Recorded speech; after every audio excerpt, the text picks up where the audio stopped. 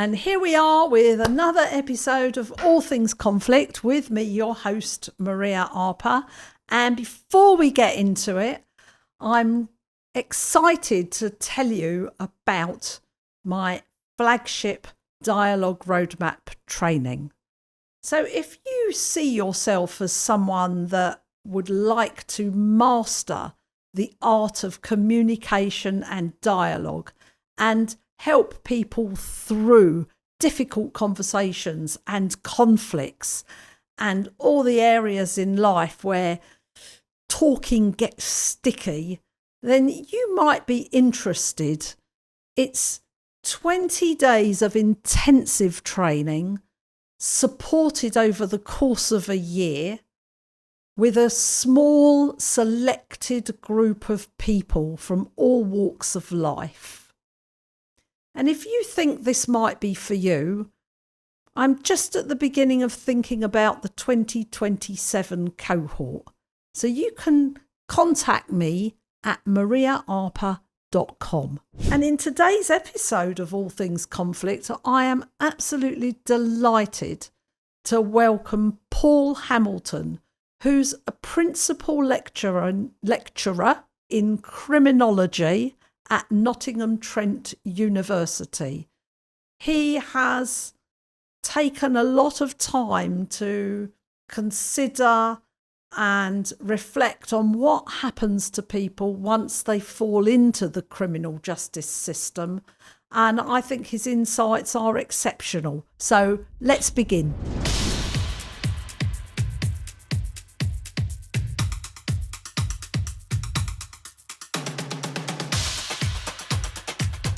Well, Paul, amazing that you're on All Things Conflict. Fantastic. We met a little while ago now, earlier this year, didn't we? I think it was a mutual friend put us in touch because we're both involved in employment advisory boards, which of course is one of James Timpson's initiatives. And then you decided that you'd like to come and see some of the work in prison, and you brought yourself down to Portland, which was amazing. And then we concocted that you could come on the podcast because you're a criminologist. I'm an ologist. I'm an ologist, yeah.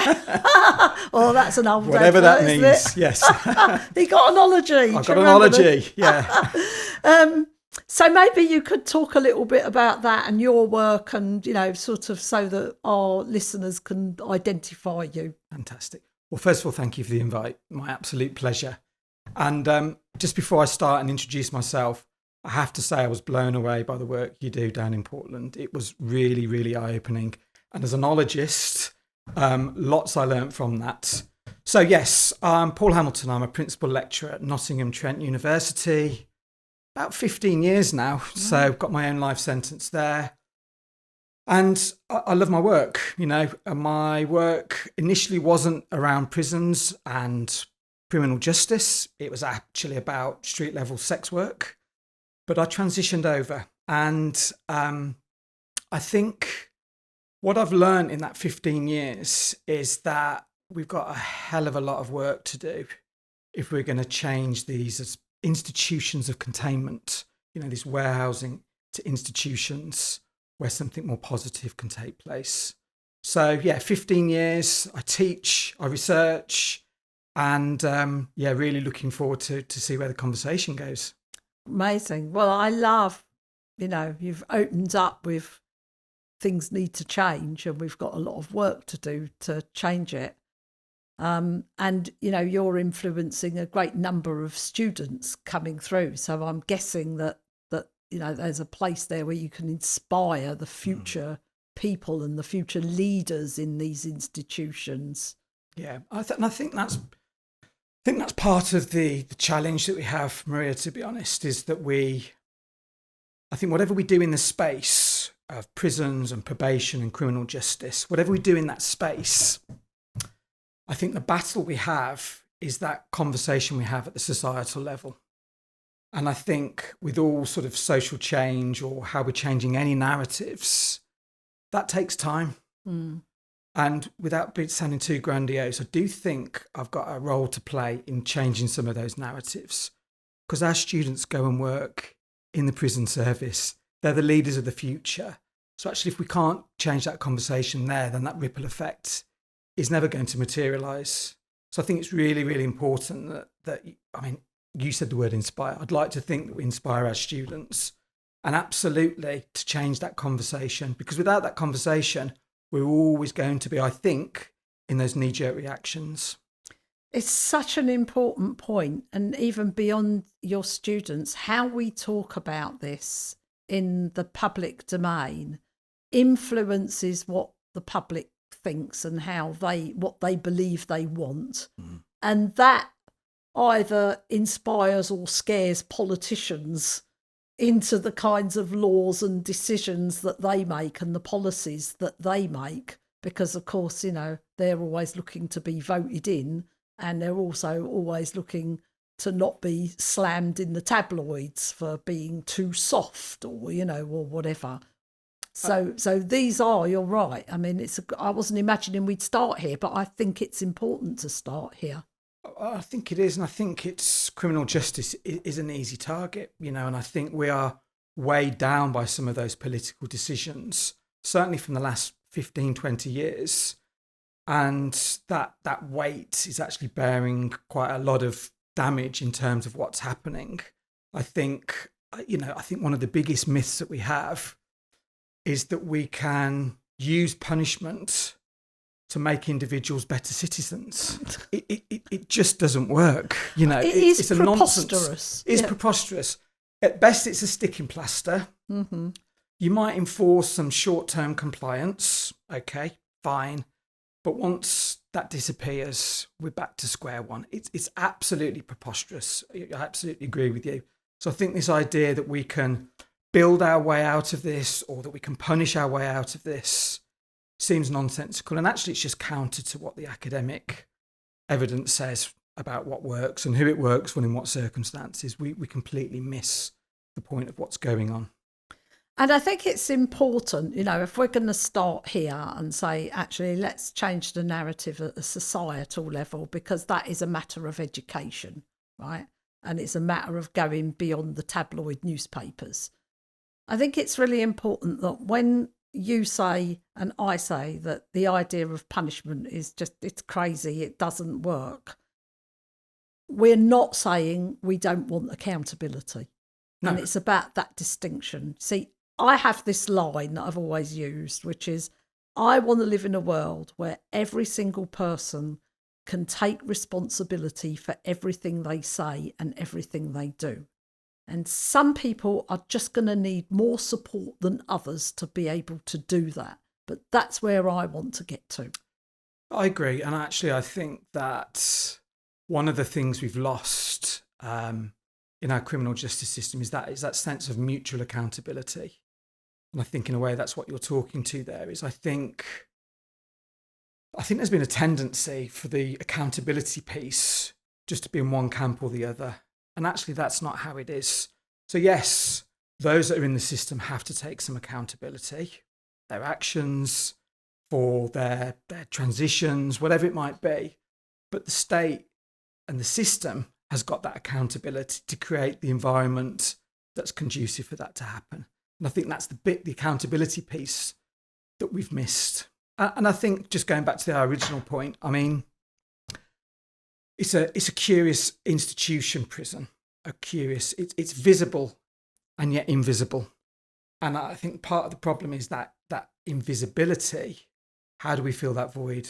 Well, we fill it through America's Toughest Jails on Netflix, or lurid headlines. We don't actually get an opportunity to really understand what's going on. And there's lots of things that go on which are highly effective. Let's not sort of lose sight of some of that as well. Some of the work that you're doing, some of the work that I've seen elsewhere, highly effective.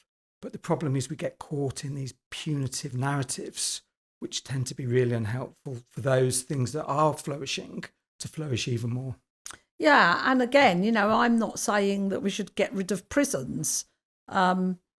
I genuinely believe that, the baseline is that people living together in a society or a community need safety. that comes before anything. You need safety. And so I genuinely believe that it is sometimes important to remove somebody from society where nobody feels safe around them or where they're not even safe to themselves. But it's when we've lifted someone out, it's what we do with them to ensure that we get, and even if I just take all the emotion out of it, that we get value for money out of what we're spending 100%. On that person to send them back into the community. I mean, I'm saying this tongue in cheek, fixed. Yeah. Yeah, no, I agree. I think coming back to an original point, I mean, if we want these to be places which aren't just about containment, there has to be an environment where people can reflect. It has to be a place where people can take responsibility. We have to create that environment, and we're simply not creating that environment.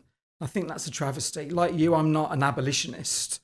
I believe that public safety means that sometimes people need to go from one community to another, in this instance, prison. I think my concern is that do we need 88, 89,000 people in these institutions? Probably not. And I think demand will always match supply.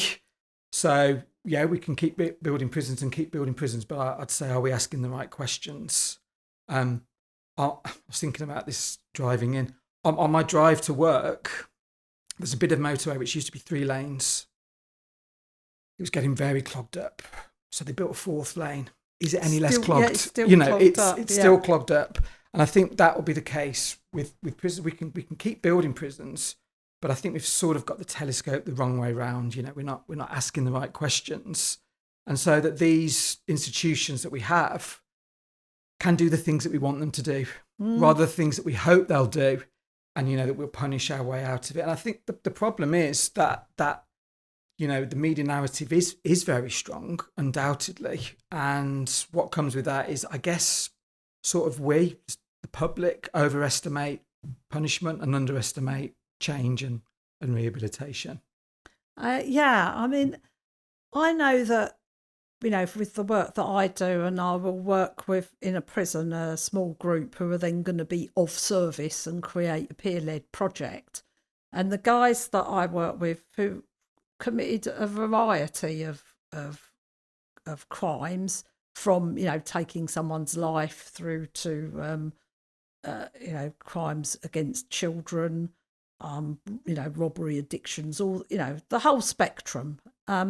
And one of the things that I say is, even though you hate being here, and even though prison's really tough, and even though it's getting through each day is a struggle, when we're working together on this project and the skills that you're going to get at the end of this, you're never going to get this time back again, because once you're back out, you're going to need to earn an income, or you're going to be caught up in the complexity of life. And when that clicks in, they really get it, and then they become absolutely dedicated to this, because you can't do the work that I'm advocating that they do if you haven't done the inner work. It's the two go hand in hand, they're parallel. And so it's that whole thing, you're never going to get this time back again. So no matter how much you hate it, just settle into this and come out with something that you would never have come across ever in your life anywhere else. And I've actually had several people over the years say, maybe this had to happen to me to find this, which is a real testament. It is. And I think implicitly what you're talking to as well is about sort of not just about meaningful dialogue, but I think it's also about relationships. And I think that's one of the things I picked up when I came down to Portland, is that the value that relationships have. I think that's the thing that unlocks it. And that path towards change, relationships and meaningful dialogue are the thing that unlocks all of this. And I guess it's a bit, for me, a bit of a causal chain. I wouldn't sit here and say relationships, that's our solution, but actually I think it's the thing that unlocks everything, because what comes with relationships is trust. Without trust, I don't think anything will happen in terms of positive movement forward. what comes with trust is engagement. And then I think what comes with engagement is responsibility. You know, once you start to engage, then you can do the work on yourself. You can engage, whatever that might look, if it's around addiction or whatever it might be. But the relationships are the thing that unlock that. And the engagement, that responsibility you were just talking about, that accountability comes on the back of that. So that's the sort of link for me. That's the sort of throughput. And I think the problem is that those relationships have been lost. You know, the system is just on its knees to some extent, you know, and that's part of the problem, that the space doesn't exist to develop those relationships. And so important. And even with, you know, there's a high churn with officers, isn't there? Whereas once upon a time, being a prison officer was a career, you know, it was a career and you did a lot of training. And then what that meant were people stayed in the job a long time and, you know, like it or hate it or, you know, I mean, old school and all of that stuff. There was consistency because prisoners did build relationships with certain officers because they were going to be in each other's lives for years and years and years. Yeah. And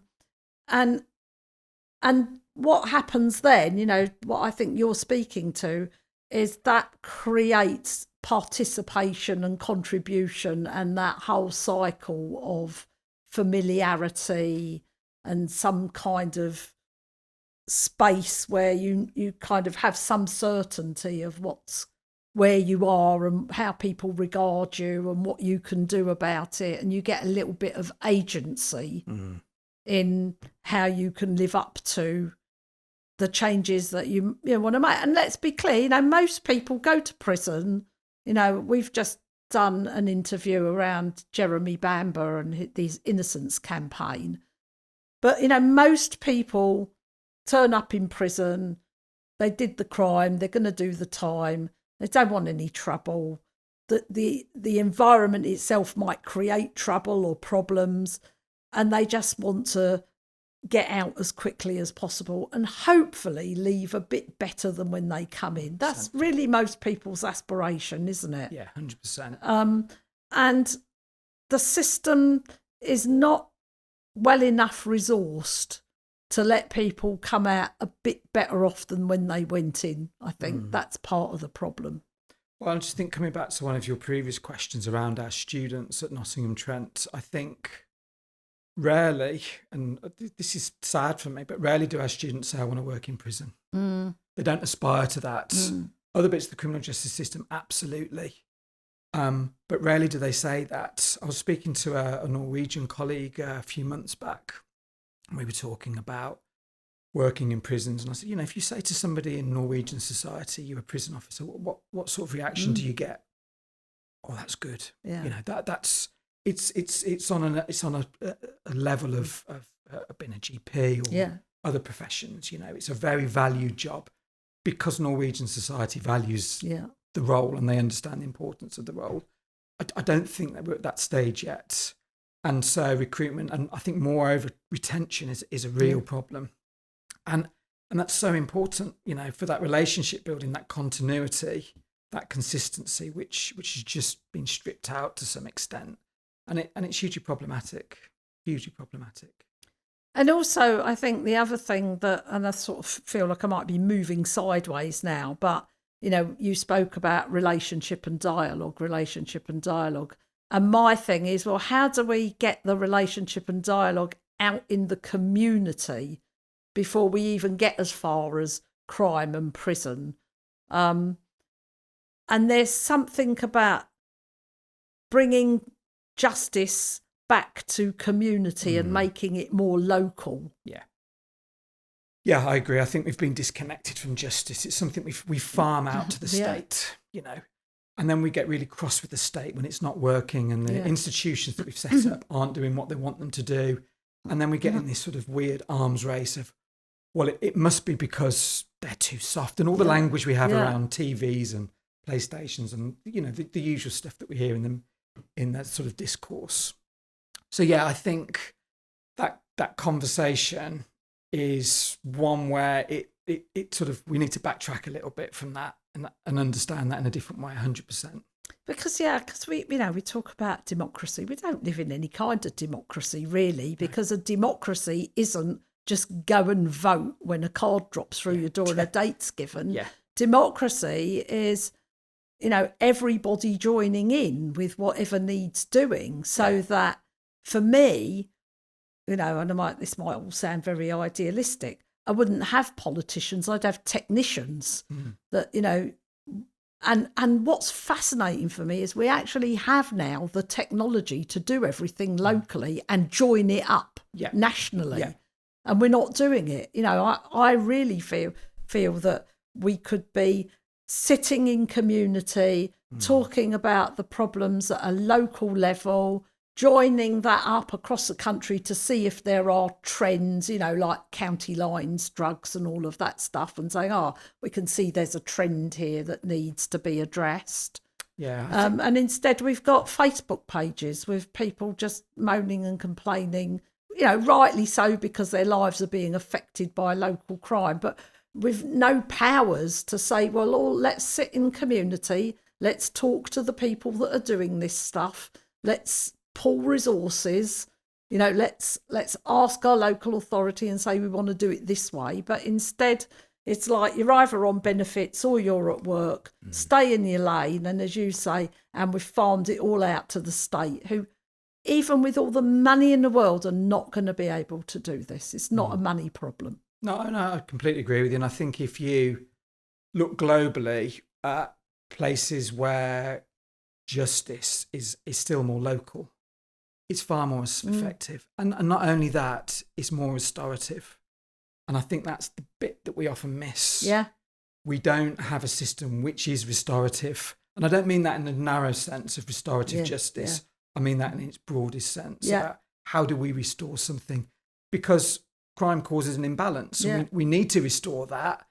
But if we disassociate and disconnect local communities from that, then I think that is hugely problematic. So sign me up to this to this model of more local justice. Absolutely. Well, I was talking about this earlier. We've gone backwards. I don't know if you recognise that. In the 90s, the Met had a restorative justice department, which got disbanded. There used to be, schools used to have an RJ officer. Gone. The Disability Rights Commission, as it was then, used to have a conciliation service rather than punishing businesses for getting it wrong, saying, well, your first point of call is let's sit down and talk with the people that you've upset or that you haven't treated equally. And all those things have gone. They've all been disbanded. Schools used to have part of the Ofsted framework was student voice, which then meant that schools would encourage services like mine to come in. But that fell off the map a long time ago. The Home Office used to fund community mediation up and down the country. There used to be over 200 local services, all gone pretty much. There are a few left, but not funded. We used to talk about neighbour disputes going through mediation. Now it's all called antisocial behaviour. So for me, from where I started to where we are now, and at one point I was chair of Mediation UK, it's gone backwards. But I think that's just part of a general paradigm shift. I think it's part of a shift where, unfortunately, those voices don't get heard. We don't necessarily want to hear those voices. I think it comes back to that original point around, well, actually, we can strip some of this stuff out because it's not politically sensitive. We're not going to do that to schools or other institutions, NHS, but we can strip some of that out. It's reasonably low risk politically, but the consequences are huge. And this is the negative ripple effect of that is we're still feeling that sort of 15, 20 years on after these huge changes. Agreed. And so where could we start? You're sitting in a university, so that's one thing where you've got this opportunity to talk to a next group of people. how can we inspire them? What can we do? Like, I'd love to be part of what you're doing and talking to a younger generation and say, we've got to change the narrative. Yes. And by the way, one of the things we're measured on is our student voice at university. So Oh, it still wow. exists at Oh, university. wow. That's great. Well, I think the one thing that I think is really important is to pierce that sort of veneer of invisibility. I don't think standing in a lecture theatre or a workshop space and talking to people about prisons and talking about the strengths and the limitations is enough. I think our students need to get out there. They need to actually see what the reality is on the ground. So I think one of the things that I'm really sad we don't do anymore, but I understand why we don't do it anymore, is where we take our students into prison and learn alongside serving prisoners. Because for me, that was extremely powerful for both sets of learners. Really, really powerful, because bringing two groups who are typically disconnected to suddenly engage in a dialogue and to understand what's really going on here is extremely powerful. And without being sort of too grandiose about this, I really do think that it was life-changing, certainly for NTU students, and I'd argue for prison learners as well, having that space. And the students brought that back into the classroom.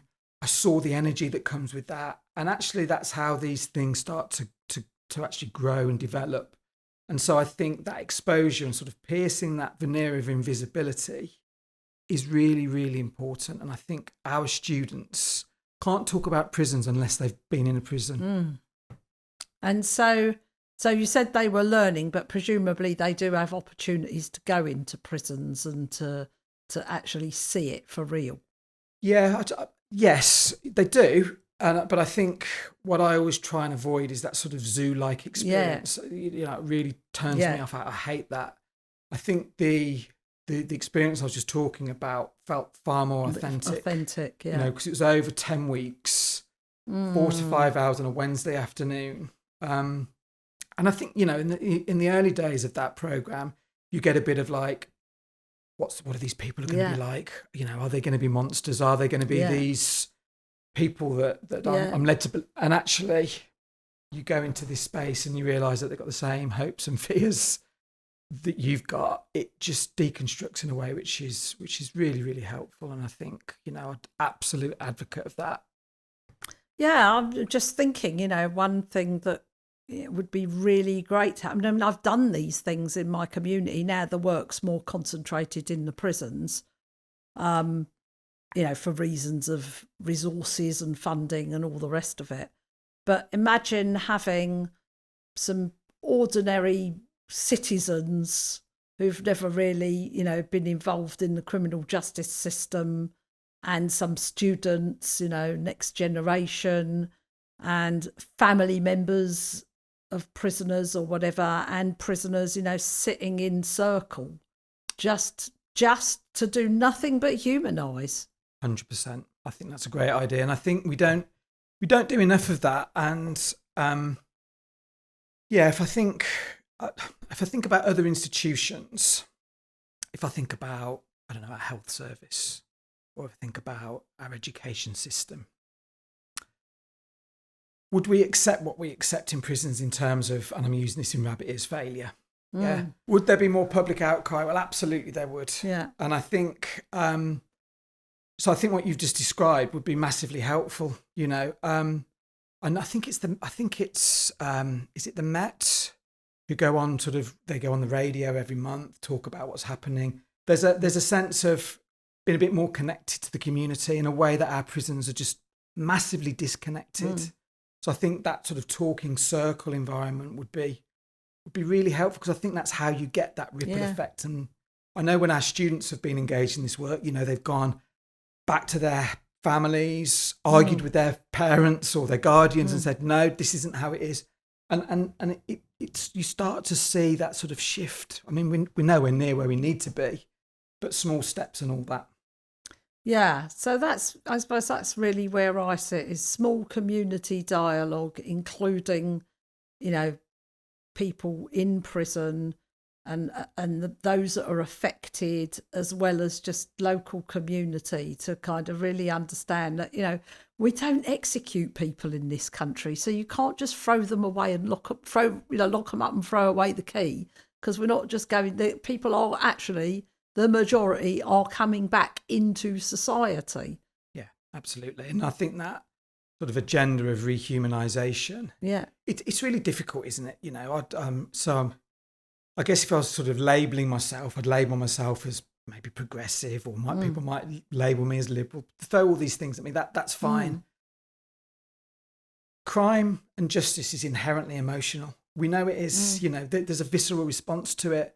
So even with these labels I attach to myself, or other people might attach to me, I still have that emotional reaction to things. I'm not devoid of that. But I guess in the final equation, we know that the system isn't working. So it seems pointless just going down that road, just hoping, fingers crossed, that if we get a bit more tough, we might just get over the line and it's going to work.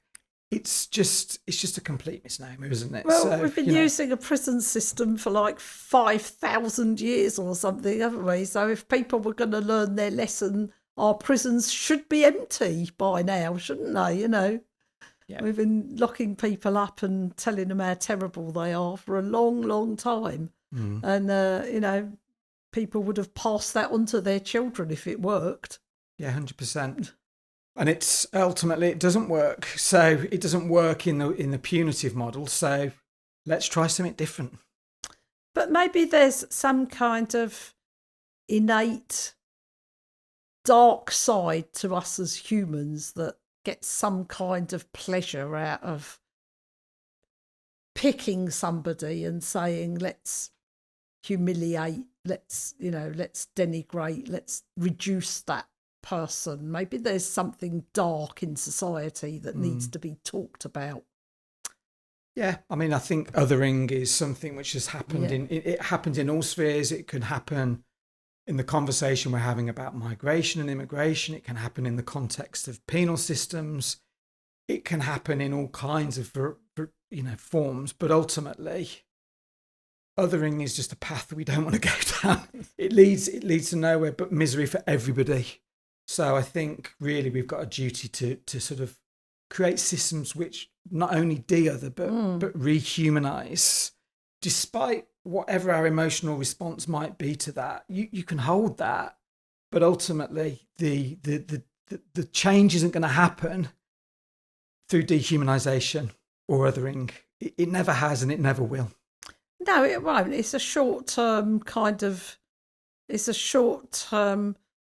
relief to a angry or, to some sort of emotional response or fear-based expression of, you're going to take something away from me, or I'm really scared of you because you're going to threaten my comfort in some way, and I'm already without, or I don't have enough. It comes out of lack, energy of lack.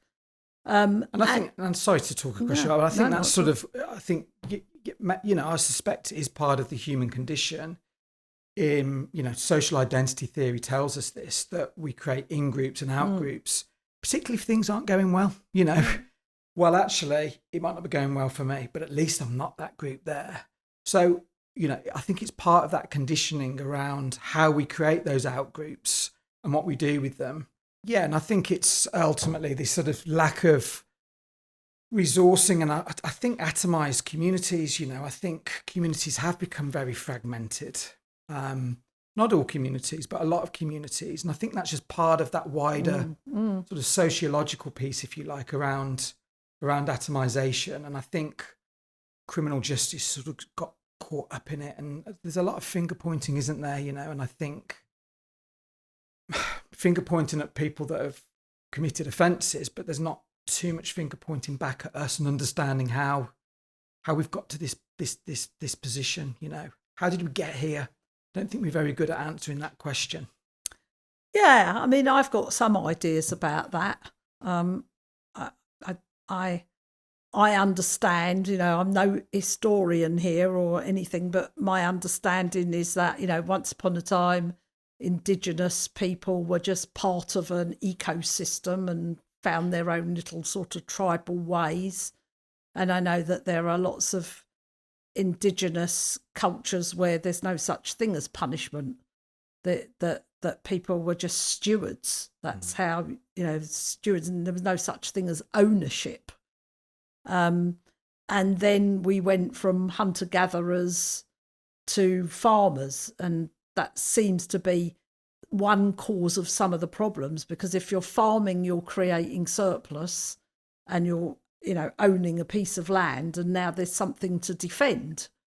When you've got to defend something, you need to create some laws around it, and so on and so forth. Because I think if I understand it, we are the only species that deliberately creates surplus. I think you're probably right, yeah. And there's some problems with that, because now, what I want to hold on to. And if I go really deep into that, the need to create surplus comes out of a lack of trust, an inability to believe that actually the ecosystem will support us, it will take care of us. Yeah, I'd agree with all of that. And I suppose I would perhaps layer on top of that, maybe the last 30, 40 years, I guess, rampant individualism, in a sense that our value is by stuff. Yeah. And that's how we value it. It's your MTV Cribs or your, whatever it might be. Yeah. Stuff is the thing that defines us. And if you don't have the stuff, how do you get it? And that's maybe where people take shortcuts and so on and so forth. So I think the sort of that sort of curious mix of rampant individualism and then create atomized communities alongside that has been problematic. And criminal justice sort of sits in the centre of some of that fear as well. The fear and the sort of, I guess, this sense of risk saturation, if that's a term, that risk sort of permeates everything, and that we can sort of somehow control that in a way that sometimes isn't realistic, and it's not genuine, and it's disingenuous, I would argue. I think that sort of sense of risk saturation means that what we do with that is people that have committed offences, they don't become agents of change, they're just carriers of risk. And so the system has been designed around them being carriers of risk rather than designing it around them being agents of change. And I think until the system talks to that, I think we will get caught up in these cycles of offending and reoffending. Well, if you create a world, and it is a world in which money is the number one way in which you can get your needs met, whether that's at the lowest level of trying to buy food and, pay for the heating, or at the greater level of having lots of money to be able to do creative and adventurous things, and you create a world where the number one route to those meeting those needs is money, and at the same time you create a world where some people have more options for getting money than others, then you've got to expect that the people with less options are going to want to address the imbalance. And so for me, that's a consequence of the system we've created. And I think, in a way, that's what prisons are. Yeah. I think they are social barometers that reveal quite a lot about us. I don't think they say much about crime, actually. No. That what they tell us is about how we respond to harm. Yeah. And they tell us, and it reveals around, the stuff around inequality and race and class and state power to some extent. So I think as social barometers, they're very useful institutions, actually, because it tells us a lot about ourselves. And so, absolutely. It's a source of information, isn't it, about the adjustments we could make if we could only just stand still long enough to really look and reflect. And so when I'm talking to people, I'm quite happy to say, well, if you've got less options for getting money than others, then in some way there's going to be a desire to balance the books. But the problem that you have as you know, Joe Smith in prison for burglary or whatever, is that you're not going to change that. And certainly robbing people, you're never going to be able to change that imbalance in that way. And so the society has drawn certain boundaries and lines, and you hitting up against those boundaries and lines is always going to bounce back on you. Yeah. You're never going to be bigger than that system. And unfortunately, that's the system you're in. Now you've got to learn to play the game in that system with some regard for the fact that we're all trying to. Yeah. And that often, for me, that really lands with a lot of the guys that I'm speaking to. Yeah, and I suppose the problem is that it sometimes can take somebody 20, 30 years to get to that realisation that this stuff doesn't matter. Yeah. Ultimately, it doesn't matter. And I guess the challenge for the system, the criminal justice system, is how do you fast forward that? How do you create the environment where you can fast forward different narratives, that the stories that people tell about themselves change? You know, you've got to create that space and that environment that's conducive to be able to tell themselves a different story. Because until that happens, change ain't going to happen. Because the other thing as well is that, you know, what's absolutely fascinating in our society is we love a good victim story for ourselves. You know, if you take an adversarial conflict and, you know, one person goes to a lawyer and the other person goes to a lawyer, which is the mainstream way of doing things, nobody goes to the lawyer saying, I'm a complete arsehole. Everybody tells their lawyer the story from the point of view of that they've been harmed or wronged or they're about to be. Yeah. And I mean, for me, I think that's the challenge of the adversarial system now. I think it creates these sort of very false dichotomies which aren't, they miss the sort of nuance that exists within this. But also it comes back to my previous point about it loses the restorative piece. It's that disconnection that we have at the local level, at the community level. The adversarial system, I just think, reinforces that sense of disconnection to some extent. Yeah, and so instead of, you know, because I think we're addicted to strategies, we don't look at the need. You know, the need is safety, right? The needs are safety, fairness, balance, justice, respect. You know, these are all the needs. We just keep addressing the strategy of, well, let's build a prison then, or let's chuck people away, or instead of saying, well, so we can put people in a prison and we can lock them up. How does that help me with safety? Because putting one person in prison doesn't address that. No. But I think we focus less on safety than we do on justice. And for me, that's problematic because justice as a concept is quite nebulous. Yeah. It's subjective. It's very subjective. What is justice? Yeah. You know, what does it look like? And it's inevitably going to look different for all of us. I think safety is a much safer concept. Yeah. That doesn't sound like an oxymoron, because actually it's without sounding like an empiricist, it's measurable. You know, it's something it's a great way to begin a conversation, isn't it? So if we do X, Y, and Z, will you feel any safer? Yeah, absolutely. So I think if we reconfigure around safety rather than necessarily justice, because justice, I think, leads us down those rabbit holes of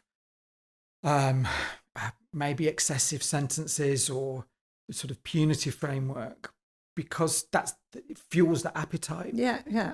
Whereas if we sort of pivoted and we sort of work the telescope and say, well, actually, let's think about this through the lens of safety.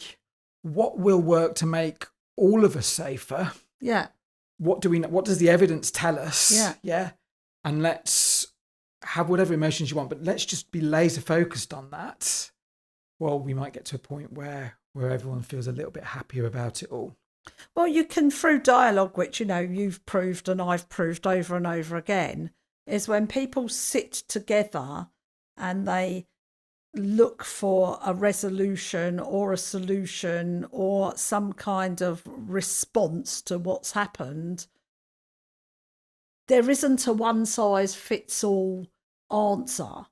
I mean, I've always thought it's completely mad that you put a person in the dock and you go, murder, so that's 30 years or whatever, because some people are never going to do this again, and some people you can lock them up for 30 years and they're coming straight out to do it again. How can you can't go by the crime and then put a penalty against it. It's an individual assessment. But to come back to, energetically, when people get into dialogue to solve a problem together, you can feel energetically when it's hit a point that everybody settles.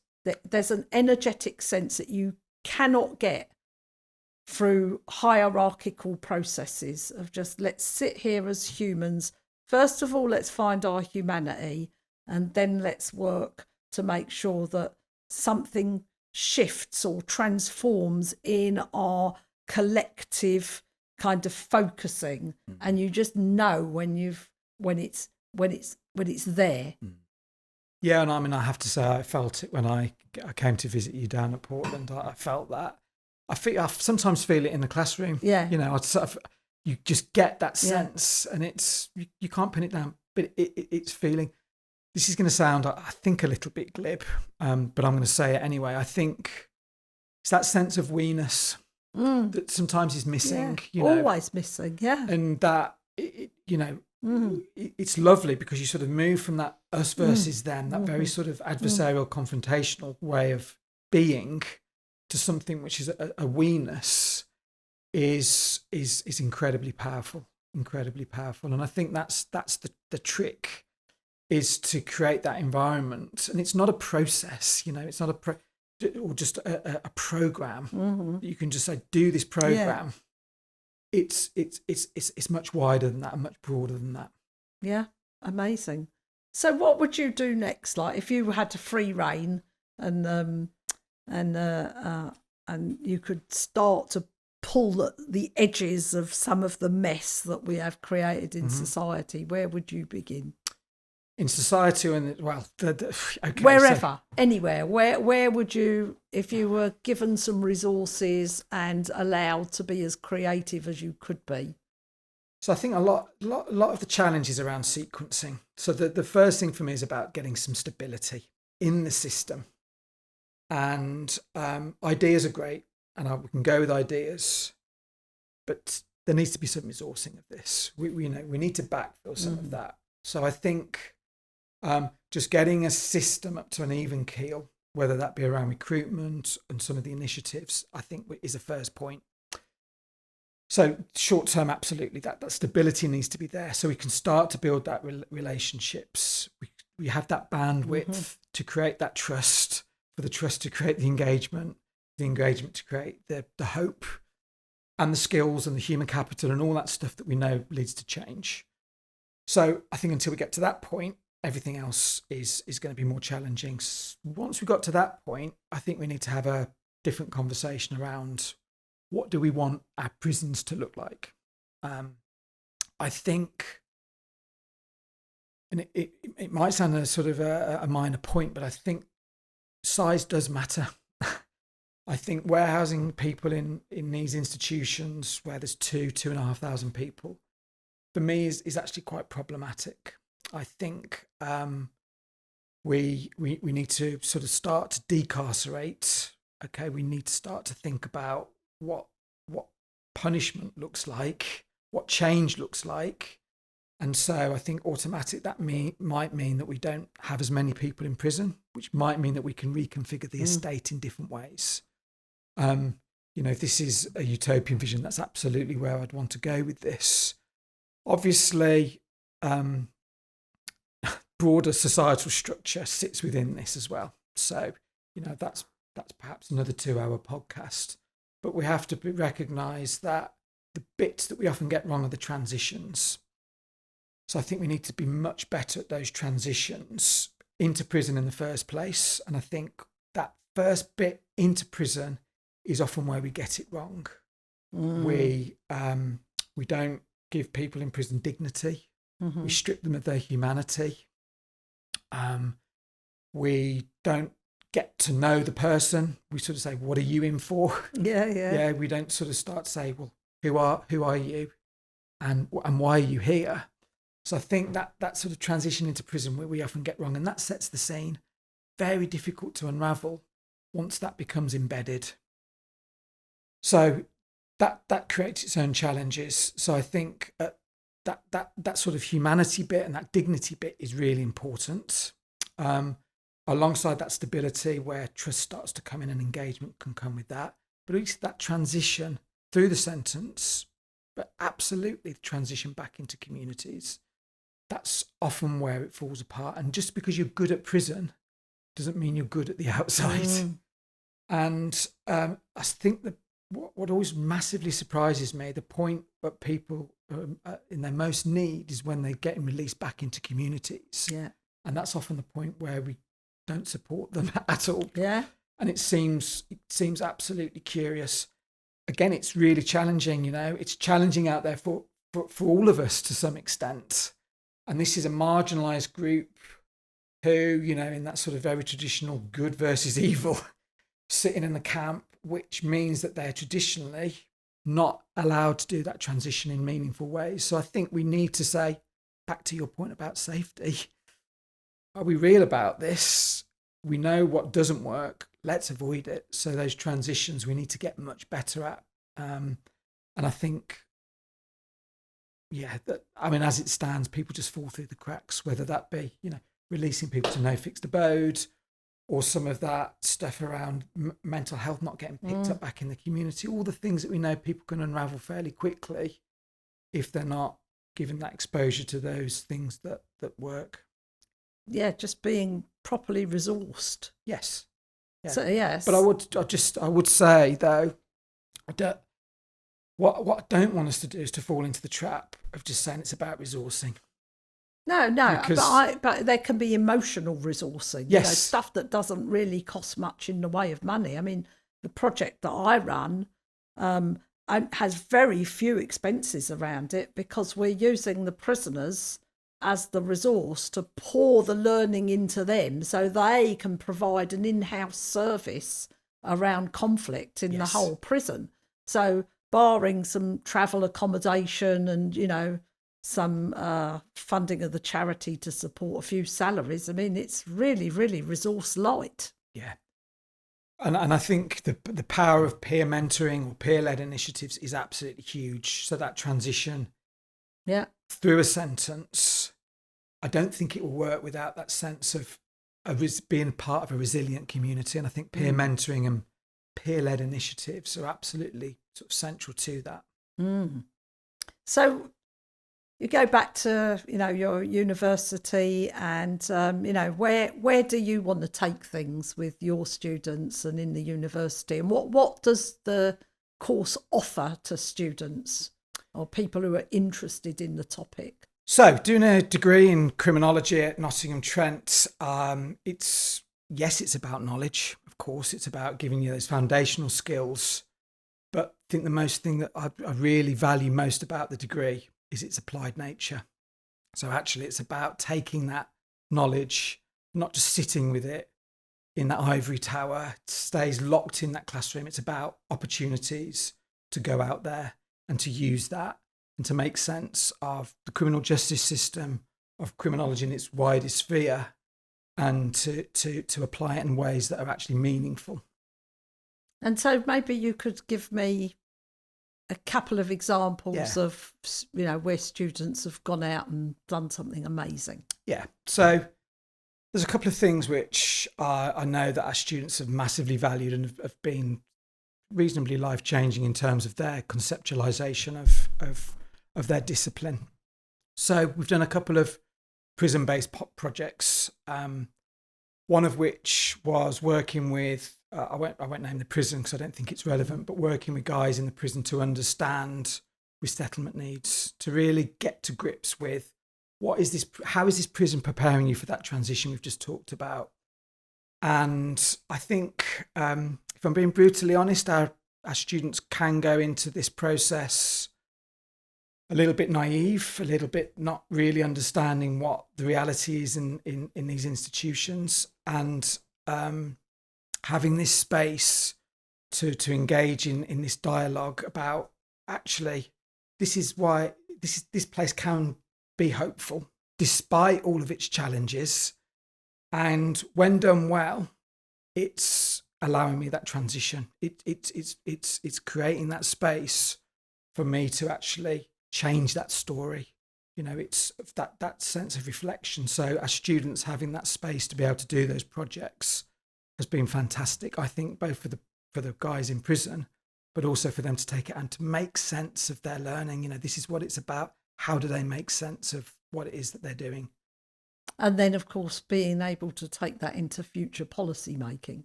Yes, and being on the coalface of these roles and actually being that change. You know, I think that that's so important, that if we don't do that applied bit, then they haven't got that context. You know, without that context, in a way, for me, it's meaningless. Amazing. It sounds like fantastic work you're doing. And I just really, you know, you touch me very much with the depth of your consideration of the problems that we're facing and the things that we might do. And I couldn't agree with you more. We need to change the narrative here. So thank you. Thank you for coming on the show. I do have a last question, if you'd be willing to just take a shot at this.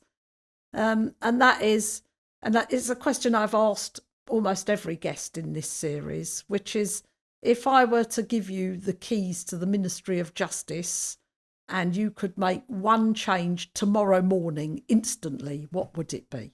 If there's one thing I think would make a difference, I think it's that I would make sure that those that have been in the system, that they have the opportunity to influence what happens in the system in a way that they don't currently do. Oh, that's beautiful. Yeah. Yeah. The people with lived experience or who've been through it can actually sit in consultation. 100%. Wow, that would be amazing. Yeah. Maybe it will happen. Maybe if I come back on this in 10 years, it will have happened. Well, we do have a mutual friend who's got lived experience, who's actually making big inroads in the system. 100%. Yeah. Yeah. So fantastic. Listen, this has been a great conversation, Paul. Thoroughly enjoyed it. It's been my pleasure. And I do hope that, you know, with what I'm doing and with what you're doing, we can find a place of collaboration. I'd love that. Yeah. Thank you very much. Thank you. Thanks. Take care.